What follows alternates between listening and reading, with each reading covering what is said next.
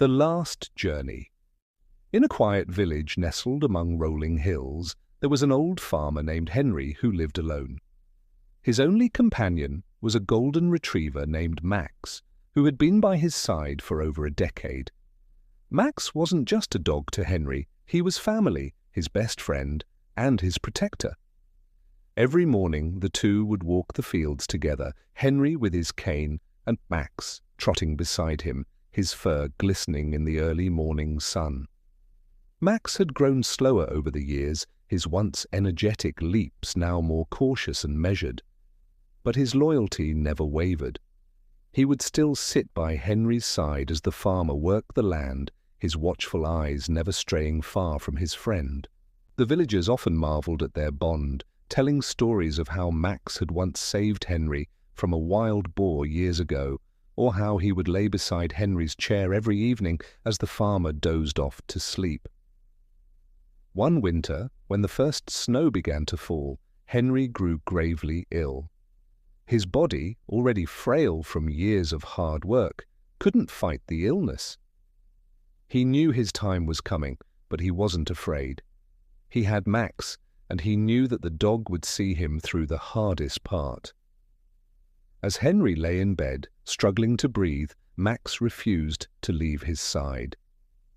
Every day the dog would curl up beside him, resting his head on the edge of the bed, watching Henry with eyes that seemed to understand the inevitable. One night, the storm outside grew fierce. The snow piled high, and the wind howled like a wild animal. Henry's breath grew shallow, but in his final moments he reached out with trembling hands, gently stroking Max's fur. "You were always a good boy, Max," he whispered, his voice barely audible. "Take care of yourself now, old friend." Max licked Henry's hand, and for a brief moment it felt as if time stood still. Henry passed away quietly in the night, with Max by his side, ever loyal. The next morning, the villagers found Max sitting at the doorstep, his head low and his eyes heavy with sorrow. He stayed there all day, not eating, not moving, as if he was waiting for Henry to come back. As the days passed, Max's health began to decline. He wandered the fields with slow, uncertain steps, looking for his friend, but Henry was no longer there.